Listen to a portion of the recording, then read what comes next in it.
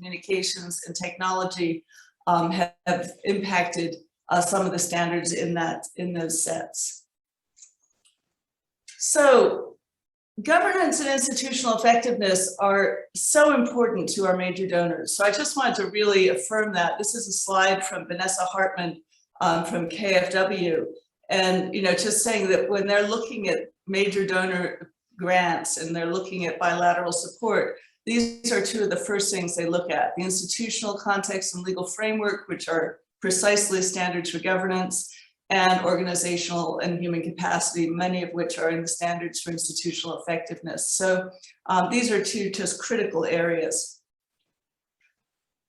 These 10 governance standards are exactly the same as the 2014 governance standards. It's the area that we've changed the least in the practice standards. So if you compare this list with 2014, you might see some small grammatical changes, but there's absolutely no other major change in terms of the number of governance standards. That doesn't mean that there haven't been some small changes in text that I think are important to point out. The first, in Governance Standard 2, the actual composition and responsibility of the governing bodies. In the 2014 standards, there was the possibility of allowing different levels of veto rights, mainly for founding members on governing documents. Experience of conservation trust funds over the last decade has shown that generally that becomes a very conflictive, difficult issue to manage. And so really recommending one voice, one vote for all veto opportunities for governing members, so that there's not kind of special privileges for one group versus another group with regard to governing documents. There's one exception to that.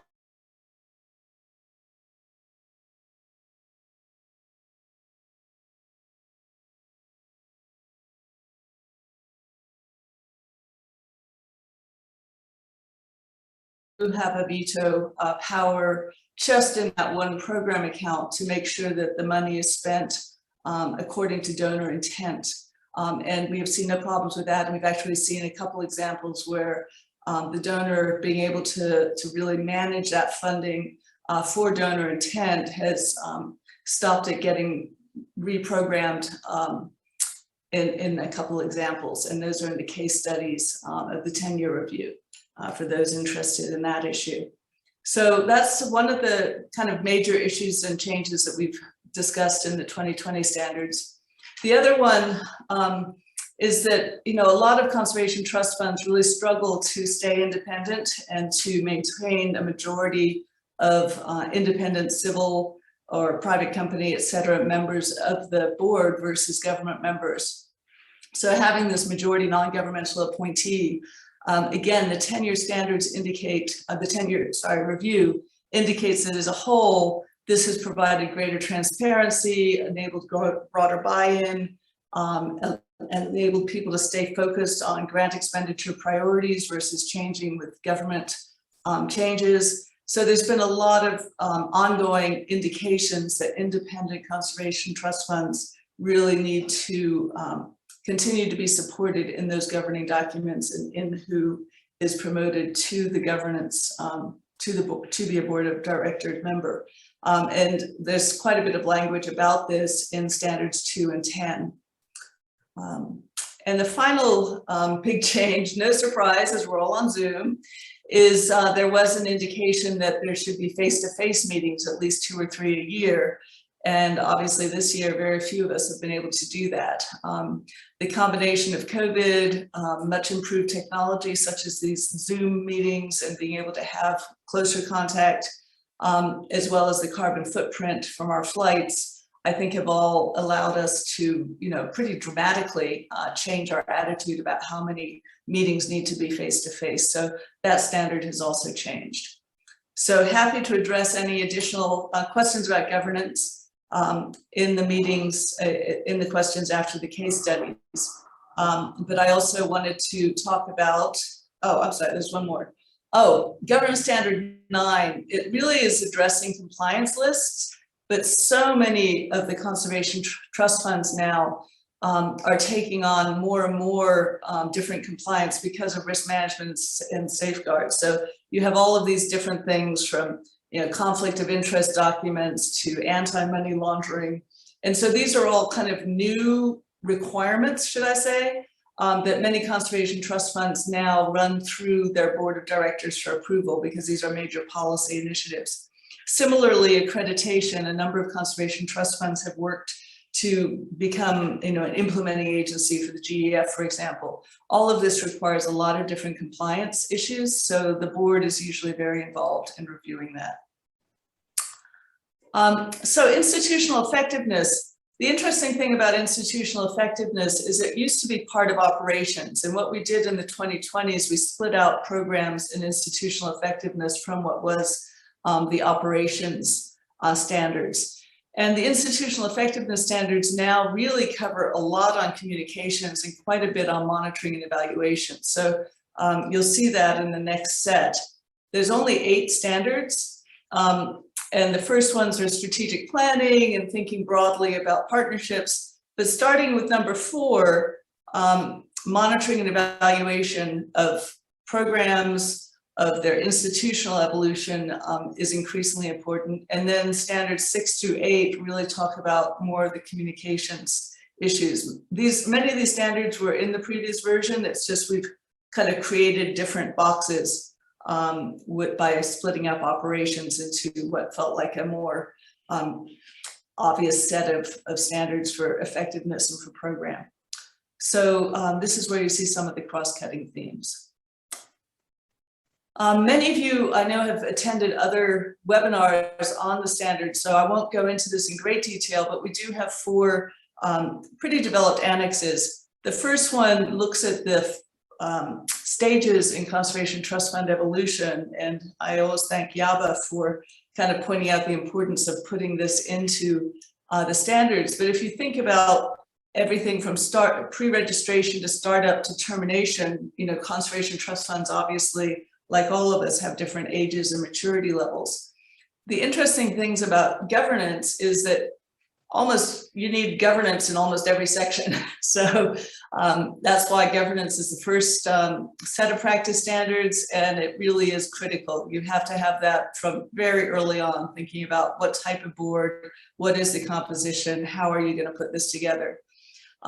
In contrast, as you can see below the blue line, institutional effectiveness, there's different pieces that can be used or are more important at different times in the organizational evolution. So you'll see different boxes ticked. It doesn't mean that you couldn't do it in other boxes. We're just trying to help trust funds really focus on where the priorities are at any given stage in their evolution. With regard to Annex II, this is it's basically just an opportunity for people to look at the governance standards, review their capacity and where they are so that they can see if they're growing and improving over time, or having the board actually look at their governance standards and think about what they can do as board members to improve. So it's an opportunity for self-assessment and self-dialogue among your own team. And then Annex 4 is the transposition table. Many of you as conservation trust fund leaders have already been evaluating yourselves against the 2014 standards. So this is just an easy table so you can help to move those points along to show how you've changed from the last.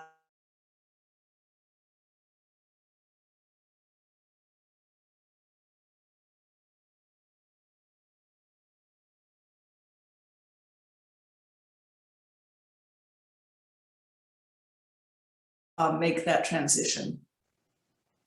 So I hope that's a good basic background. And at this point, I'd like to turn it back to Zdenka to introduce the case studies for today. Thank you very much. I look forward to your questions. Thank you, Paquita, for the overview and for giving us a general context of how these different practice standards fit within the governance schemes of our different organizations. I'd now like to give the floor to Angelique Poponou from Seychelles, who will be explaining how her particular conservation trust fund has been applying these practice standards,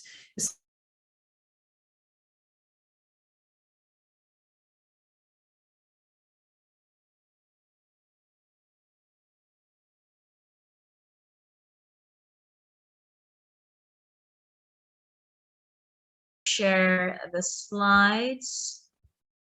And thank you very much for inviting us to share our experiences. Okay.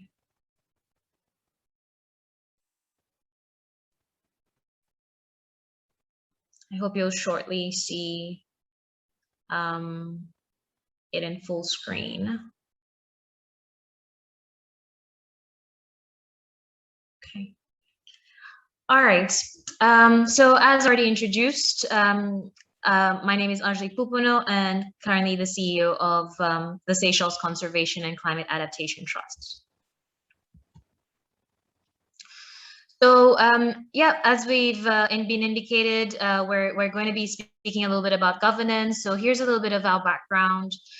We are the first trust fund to be capitalized with a debt for nature swap linked to ocean conservation. This was a deal that was closed in 2016, where the government of Seychelles and the Nature Conservancy and SECAD itself entered into an agreement for a debt restructure on more favorable terms, with a policy commitment to protect 30% of the exclusive economic zone of Seychelles. La exclusión económica de las Seychelles. Después de eso, bueno, ese fue nuestro origen. Ahora también administramos las... Blue bond. We are an independent trust. I'll go a little bit into what we mean by that, and legally established under an act of parliament.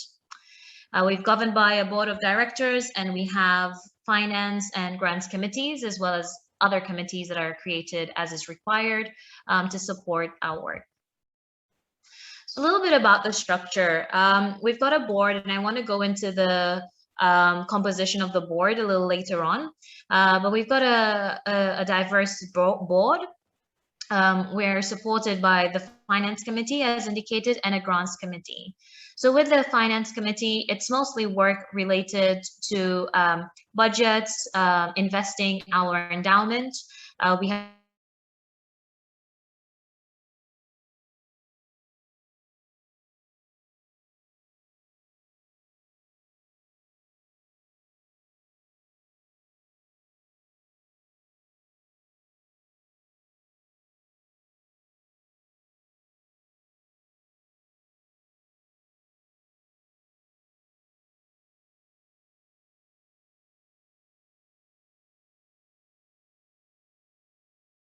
our Blue Grants Fund. This is a fund that is a sinking fund, and we currently have or able to disperse $700,000 as grants annually. So as already mentioned, we are established by an act of parliament. The act was passed by our National Assembly and assented to in November of 2015. And our act really governs a lot of our work, including being very specific on the objects of the trust. And here you can see it's to deal with development and administration of the endowment fund, any revolving fund, or any other additional sources of funding. Our main focus is to administer assets to provide sustainable flow of funds to the marine protected area system. So here we're clearly and very much linked to that 30% commitment of the debt for nature swap. But in addition to that, we can also support activities to maintain biodiversity and adapt to climate change and other charitable, educational, and scientific purposes. And that's all set out in our act. So a little bit more on independence, because I know it's come up already in terms of composition. So we do have 9 individuals. We still have 2 ex officio represented by the government of Seychelles and the Nature Conservancy. We then have 7 additional board members that are based on experience and qualifications, looking at ecological science, biodiversity, finance, law, and investment. At the moment, it's very clear that we have a majority civil society, private sector. So out of a board of 9, we only have 3 members from government, and the majority sits with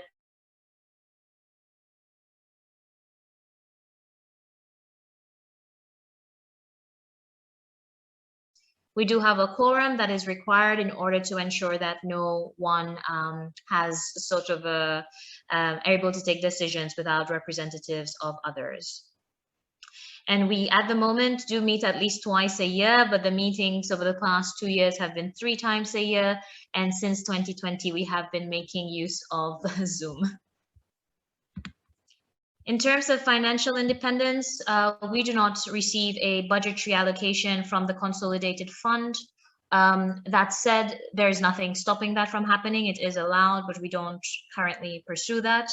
Our main sources of income are mostly blended, debt swap proceeds and management fees from the sovereign blue bond and other grants that we manage.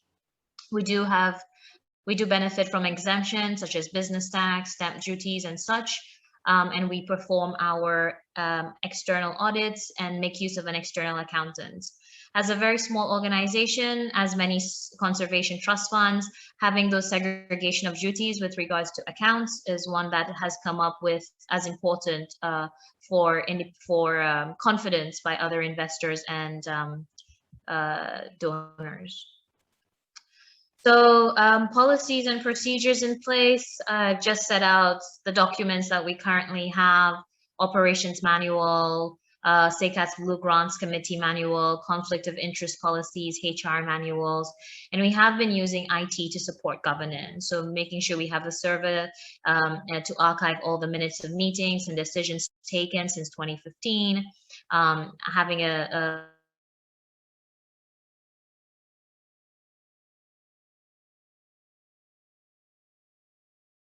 of the grants committee. A little bit now on institutional effectiveness. We've just recently, in fact, very, very recent, have undertaken a midterm review of SECA's 2022 strategy. So what we've seen is that we have put in place a monitoring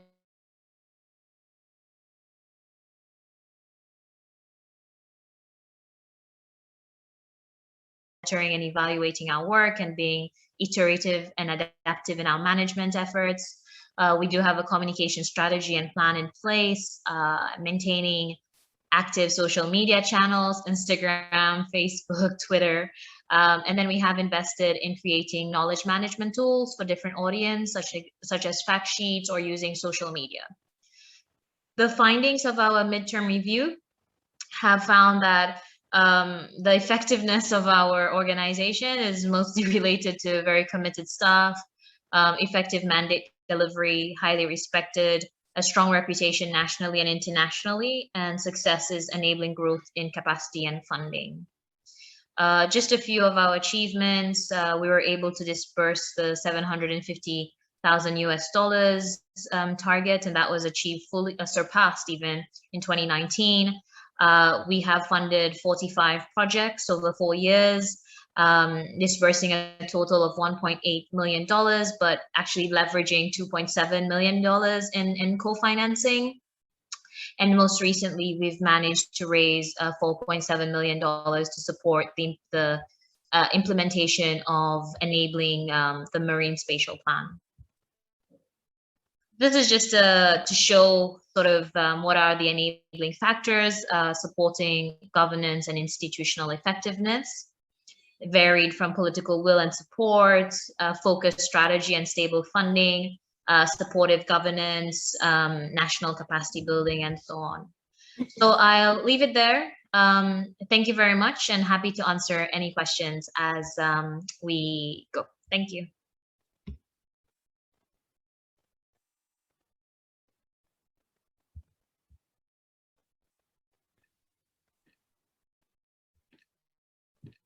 Thank you, Angelique, for that presentation. And just as a reminder, please feel free to add your questions or comments in the chat box. I know I have a few after your presentation, Angelique, and we would love to have a chance to ask more questions for Angelique as well as for Paquita. So please feel free to add them to the chat box as we move forward. And now I would like to introduce Jean-Paul Rugama, who is the Chief Financial Officer of Forever Costa Rica, and who over the past years has led the process to establish a system for measuring compliance in terms of meeting the conservation practice standards. So Jean-Paul, the floor is now yours. Muy bien. Como Paquita lo mencionó hace un momento en su presentación para atender el tema de los estándares de gobernanza. Existen 10 estándares en este momento que en la actualización del 2020 prácticamente se mantienen, y en el caso de la efectividad institucional son alrededor de 8 estándares. Estos estándares nosotros desde la asociación hemos procurado por interiorizar cada uno de estos estándares, llevarlos a nuestra práctica y a nuestro quehacer diario. En ese sentido, hicimos una evaluación de los estándares de gobernanza. Esta evaluación la hicimos con base en los estándares que estaban al 2014 y la hicimos ya hace algún tiempo, un par de años aproximadamente. Y en esta evaluación lo que resultó fue que en el caso de gobernanza teníamos 4 estándares que en la asociación los que aparecen en amarillo son estándares que ya teníamos algún trabajo hecho, sin embargo no era suficiente, mientras que el que aparece en color rojo es un estándar que en ese momento no cumplíamos. Entonces, todo este trabajo lo hicimos precisamente porque desde la asociación estábamos interesados en entender cuál era la nota que podíamos tener en el cumplimiento de los estándares. Esto lo hicimos no solo para el estándar de gobernanza, sino también para todos los estándares que en ese momento estaban disponibles. Y pues queda un trabajo pendiente también de llevar esta evaluación hacia los nuevos estándares que fueron publicados en 2020. De esta manera, una vez que hicimos esta evaluación, tuvimos una nota del 85% en el estándar de gobernanza. Esto nos permitió trabajar también en un plan de acción que nos permitiera cumplir y trabajar en la búsqueda de tener un 100% de cumplimiento en los estándares de práctica. De esta manera pudimos entender que dentro de las oportunidades de mejora dentro del estándar de gobernanza teníamos un tema relacionado con la frecuencia con la que asisten los miembros de junta directiva a las reuniones, y entonces en ese sentido pudimos evaluar la importancia de llevar un registro. Si bien es cierto, en actas ya constaba cuál era la asistencia de los miembros, no teníamos un registro que nos diera la trazabilidad completa de, en un año determinado, de la asistencia de los miembros. También estábamos en ese momento creando el comité de gobernanza y el comité de ética. Eran comisiones completamente nuevas, por lo tanto, pues no teníamos un trabajo recorrido con estas comisiones, y por eso salió la observación también como algo que había que respaldar y trabajar de la mano con estas comisiones. La asociación en ese momento no tenía un código de ética, y por último, la política de conflicto de interés era una política que, si bien es cierto, la estábamos aplicando a los miembros que ingresaban cada año a la organización, que formaban parte de la junta directiva o de la asamblea, no era una política que se aplicaba recurrentemente al 100% de los miembros, para entender cómo estaba el Estado en relación con el conflicto de interés. De esta manera pudimos trabajar en este plan de acción que les comentaba. Este plan de acción nos permitió trabajar durante todo un año en la búsqueda de el 100% de los estándares, y de esta manera tuvimos responsables asignados para alcanzar este objetivo. Tuvimos también plazos para llegar a la meta, y pudimos al finalizar este periodo presentarle a la junta directiva un análisis en el que cumplíamos el 100% de los estándares. Para hablarles un poco de la estructura de gobernanza que tenemos en la organización, y que los estándares de gobernanza pasan por precisamente poder llevar a nuestro quehacer una estructura que nos permita funcionar adecuadamente, que nos permita ser efectivos en nuestro trabajo. Entonces, la asociación está conformada por una asamblea de asociados, una junta directiva y 6 comisiones. Todas estas comisiones recomiendan a la junta directiva para que sea esta la que tome finalmente las decisiones.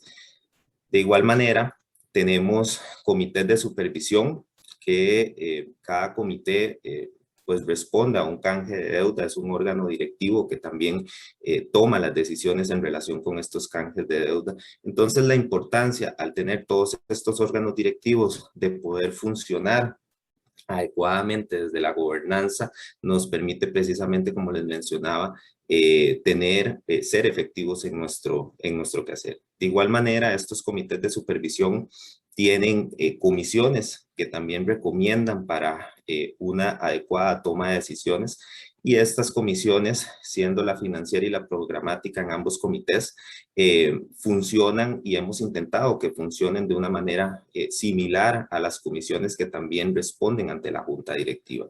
Homologar todo el trabajo y todos estos órganos directivos nos permite, como les he mencionado en varias ocasiones, ser más efectivos a la hora de implementar y de llevar a cabo los proyectos que se realizan. Todo esto también desde la base de una alianza público-privada entre el Sistema Nacional de Áreas de Conservación y la asociación, que a su vez también tiene un comité de cooperación. Paquita mencionaba la importancia también de la representación gubernamental dentro de la junta directiva. En nuestro caso no tenemos una representación gubernamental, los comités de supervisión sí la tienen, pero mediante la alianza público-privada hemos podido trabajar también con un rol muy importante del gobierno a través del comité de cooperación en llevar a cabo nuestros planes y nuestros proyectos. Esto nos permite también poder fusionar y trabajar con cada uno de nuestros fideicomisos, que en cada uno de estos fideicomisos tenemos un rol y un sombrero distinto, y entonces de esta manera, al homologar nuestro trabajo, hemos podido también poder caminar en el cumplimiento de nuestras metas y objetivos. Asimismo, a través de la alianza público-privada, el gobierno ha tenido un rol muy importante. Por ejemplo, la definición de metas, la planificación de acciones en un plazo determinado de 5 años, los términos de referencia para llevar a cabo los proyectos, así como la supervisión técnica, y además recibir todos los servicios y bienes en donación que provienen de cada uno de estos proyectos que implementamos. Desde la asociación también nos hemos ocupado, y esto atendiendo al apartado de efectividad institucional, de dar un seguimiento estratégico a cada uno de los objetivos de nuestro plan estratégico, y de esta manera hemos entendido la importancia de alinear el presupuesto operativo de la organización con las metas estratégicas que tenemos y los planes operativos que tenemos cada año también, de manera que podamos dar seguimiento desde la junta directiva al avance técnico y presupuestario que se va teniendo en cada uno de los periodos. De igual manera, cada uno de los objetivos en este seguimiento estratégico tiene un seguimiento cercano para cada una de las actividades y objetivos de estos planes. Implementamos algunas otras herramientas también de seguimiento para todos los proyectos de la organización, precisamente entendiendo la importancia que tiene la efectividad institucional y también la interacción y sincronización que tiene que existir entre cada uno de los fideicomisos y los órganos directivos que actualmente funcionan dentro de la organización. La vinculación con los socios estratégicos, que es un tema también que atiende a la efectividad institucional, es muy importante, y por esta razón hemos trabajado en planes de comunicación y relaciones públicas, estrategia de relacionamientos con el sector empresarial, un programa de liderazgo ambiental, el análisis y la identificación del mapeo de actores y una estrategia de recaudación. Precisamente entendiendo que la asociación tiene que trabajar en múltiples niveles y con múltiples entidades, y entonces de esta manera hemos buscado tener cada vez más un acercamiento oportuno y eficaz en todos los niveles con los que trabajamos. De igual manera, entendimos la importancia de poder estructurar adecuadamente la documentación que respalda el quehacer de cada uno de los órganos directivos y de las estructuras de fideicomiso, y por esta razón todos los documentos están debidamente respaldados en una biblioteca y que nos permite pues echar mano de ellos cuando se necesite. Y por último, compartirles algunas lecciones aprendidas sobre estos temas de gobernanza y efectividad institucional. Primeramente, la armonización y sincronización de documentos y políticas es clave en todo este proceso. La integración de todas las áreas de trabajo que garantiza la eficiencia y eficacia. Ejes fundamentales de estos procesos son el método de elección, control y reemplazo de los miembros de junta, la capacidad para administrar recursos, el involucramiento y compromiso también de los colaboradores en todos los niveles de la organización. Y pues se requiere una revisión y seguimiento recurrente de estos temas precisamente para garantizar que sean efectivos durante el tiempo en el que estemos trabajando con todas estas buenas prácticas. Muchísimas gracias y pues también quedo atento a las consultas o comentarios que tengan en relación con estos temas. Gracias. Thank you, Jean-Paul, for that presentation.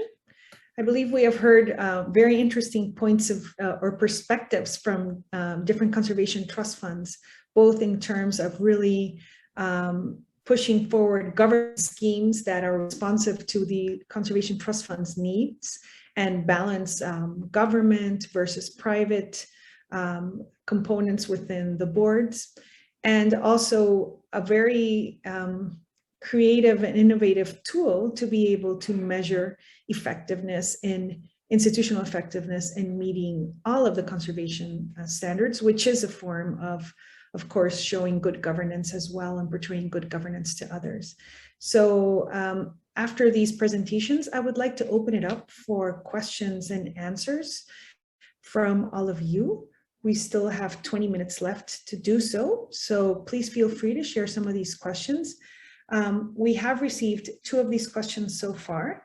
So I will go ahead, and 2 of them have been answered, but I think it'd be a good idea to also share them with the rest of the group. So I will start with a question, Paquita, that you answered so that you can delve a little further if you'd like. And the question is about governance. And so how does governance make funding flow more effective, more efficiently to target beneficiaries? If you could share some perspective on this, as you have already shared in the chat, that would be great. We can start there, Paquita. Okay, thanks, Zdenka. And everyone else, please feel free to turn on your cameras now, since we are now in the questions and answers section. So,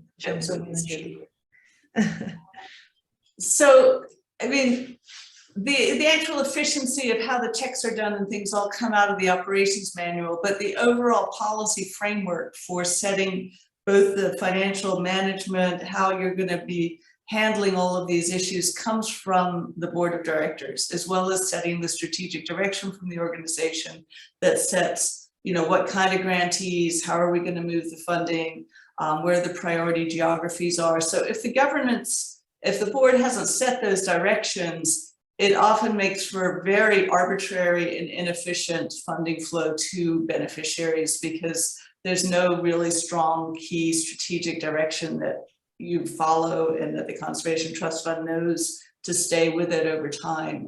So yeah, it might not be involved in the day-to-day way in which accounting and the actual grants are processed, but they set the direction which allows all of those other pieces to come together. I hope that answers it. I'd like to follow up on that, because there's actually a question that just popped up, which which I think is really important, which is, how do we maintain good governance systems in a politically volatile environment? I hope it didn't come from Peru, because I don't know. Well, I think it applies to many places around the world right now. So it's a very pertinent question. It does.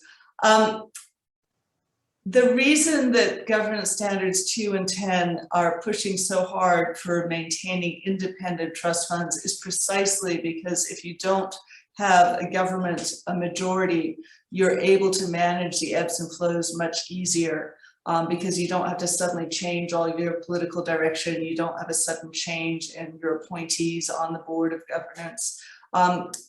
Conservation trust funds in the 10-year review, you know, they're able to handle these transitions between governments so much better, because they have their strategic plan. They've been working with the government, they have the MOUs in place. And so even when there is a transition in a new political party or whatever major change is happening at the political level, you still have continuity within the governance and the board of the Conservation Trust Fund. It's very, very hard to do that if you have a government managed majority board. I'm not saying that, you know, some CTFs that are fully government aligned, some of them are very good, but many of them have huge troubles during these transition periods. So I hope that's helpful. Great, thank you very much. Now I'd like to ask Angelique a question that was already asked in the Q&A. Angelique, if you could expand on this, but how are you monitoring your fund's investment performance? Do you have an investment policy in place? And is your asset allocation mainly in fixed income? And your returns, have they been adequate to meet distribution requirements? Just you know, a brief explanation on that, as you have already provided some response in the Q&A section. No, thank you for that question. So yes, we do have a investment policy in place. It was sort of one of the first documents that had been put together because the investment in the endowment was such a core function. The allocations vary. So we have a portfolio target, fixed income, which is the majority, yes, equities, alternative investment, cash and equivalents. Return so far has been really good. We've seen that with changes in government in the USA, for example, and the move towards green and ESG has really helped with the performance of our endowment. But it's not something that is relevant for distribution requirements right now because it's locked in for up until 2036. So these will be returns that we would be getting then. In terms of monitoring, we do get monthly reports from the investment manager. And we keep track of those, and we have our finance committee that provides further oversight, and then it is rebalanced every quarter. So that's a little bit about how things work with our investments. Great, thank you very much, Angelique. And now moving on to Jean-Paul, there's a specific question about whether or not there has been any feedback from the beneficiaries about the benefits of this governance structure of Forever Costa Rica. Have any of our beneficiaries, donors, others responded or given any feedback into the fact that Forever Costa Rica has this tool?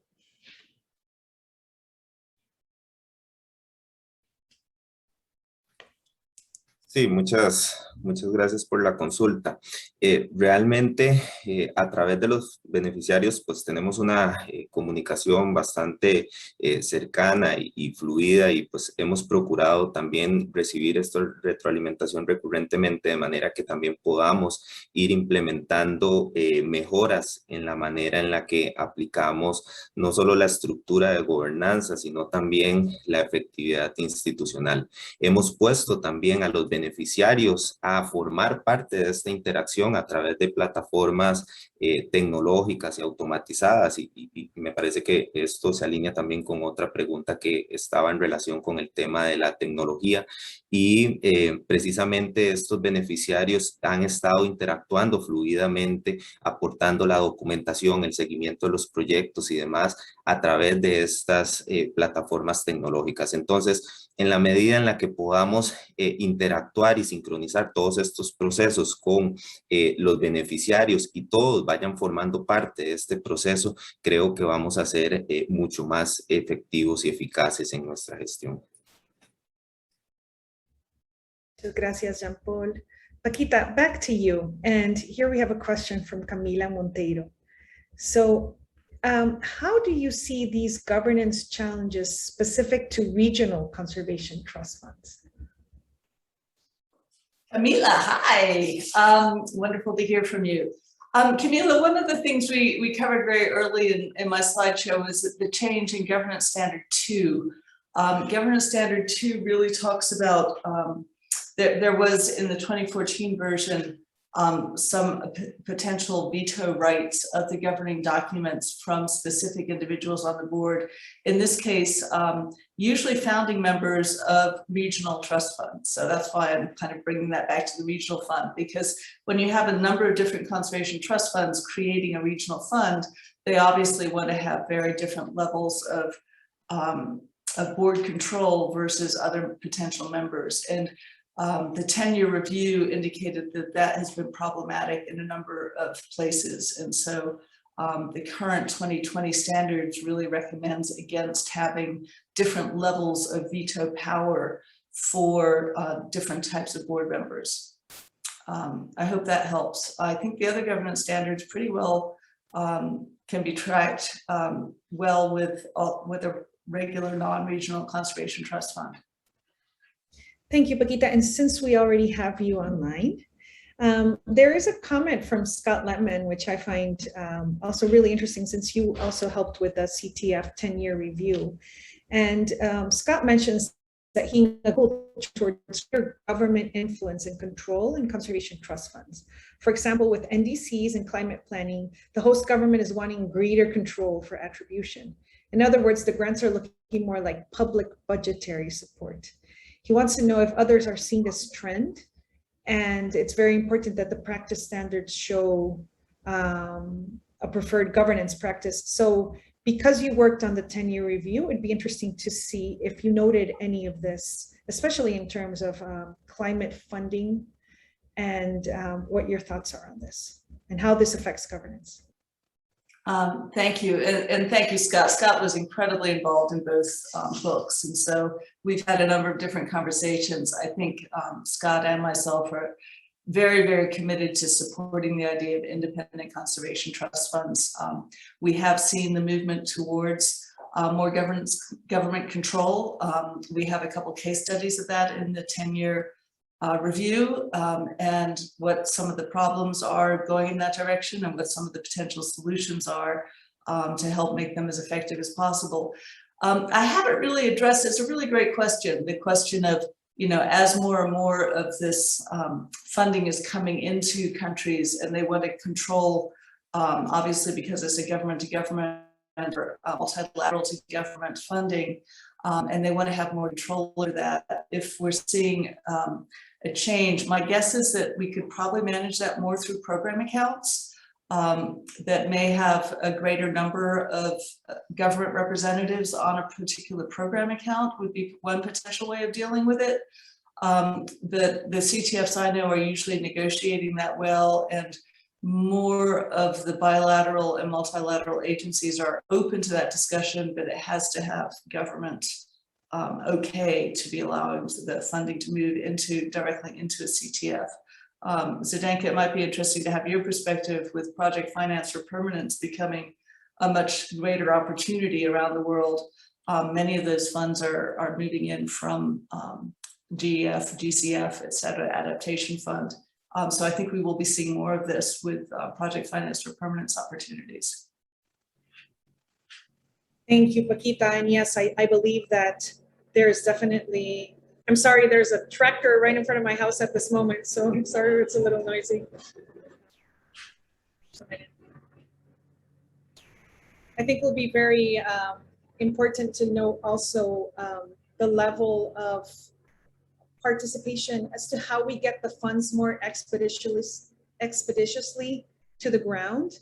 And conservation trust funds have the capacity to bring funds expeditiously to the ground, but many of these funds are being tied to these global systems, such as global green climate funds, GF. And by doing so, it's also creating changes in our governance system, which I think is something we definitely need to address and understand the partnership level of these types of institutions within conservation trust funds. So definitely a big challenge there. And there's actually a comment about this that I'd like to turn into a question from Karen. And she said, it's also important to review, update, and revise the governance considerations as the funds evolve.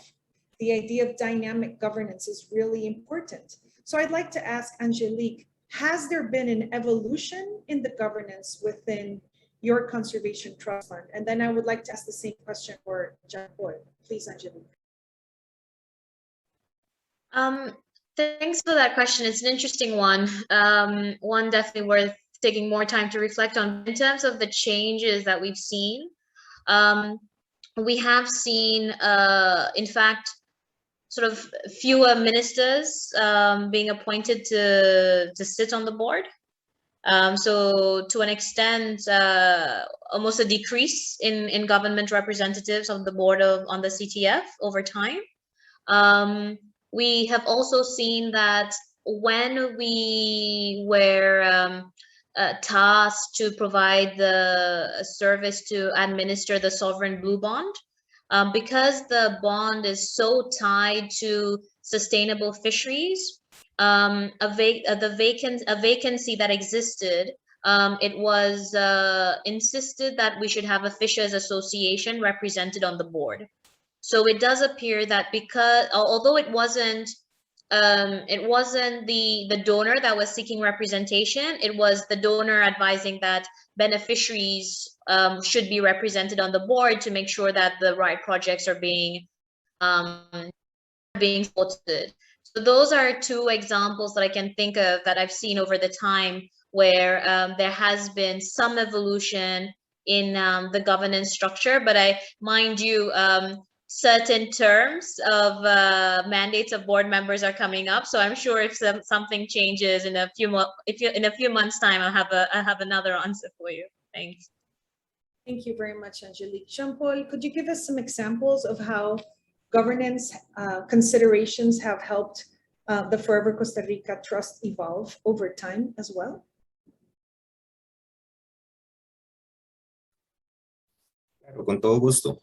Realmente, desde la asociación lo que hemos visto es que la gobernanza ha ido evolucionando en la medida en la que vamos incorporando mejores prácticas para interactuar con los distintos órganos directivos.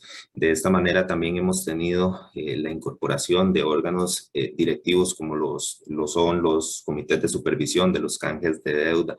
Y entonces toda la interacción que hemos tenido entre estos órganos directivos y entre los distintos niveles de la organización se ha traducido en una evolución de Costa Rica por siempre implementando todas estas buenas prácticas y haciendo más efectivo y fluido el trabajo que tenemos con cada uno de ellos. Thank you to both of you. And here's a really complex comment and question, and I'd like to open it for any of you who would like to take it on. And this is a comment from Patrick Holman. It says, regarding governance, it's been common practice to jump ship from government to private sector. And as such, some of the private members of the funds do have connections in government, a desire to be allocated contracts in different programs of funds. And this is the question, how to avoid through ethical committees that the private sector also move the funds to their interests rather than to the country. I believe, as we have seen the 10-year review, with private sector having a more involved role in conservation trust funds, this is a very interesting question in terms of ethics. And I open it up to whoever wants to answer.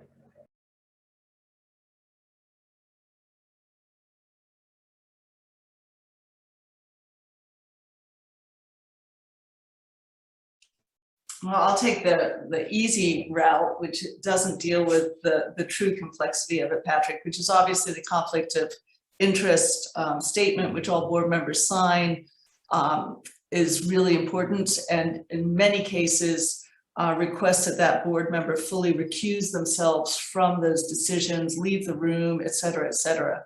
I've seen that work well in a few cases, but as we all know, sometimes it's a I'll scratch your back, you scratch mine kind of world.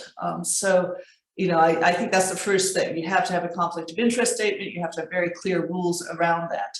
I think if some organizations are very careful about, as people do that revolving role, how quickly you would want somebody who had been in government and now is in private sector joining the board or vice versa. There's definite pros and cons there. So I think the selection and the amount of time, the time period that a board member can be on the board and then required to be off is also an important part of those governance documents to help control this at a pretty early stage. But those are the formal controls.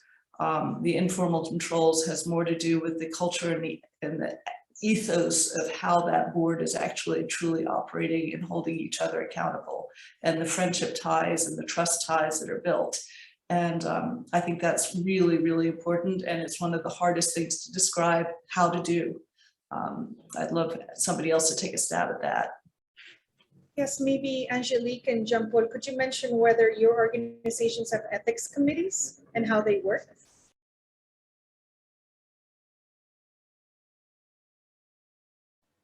At present, thanks for that question. It's a very interesting one. At present, we are following, as Paquita has mentioned, sort of the conflict of interest policy in place.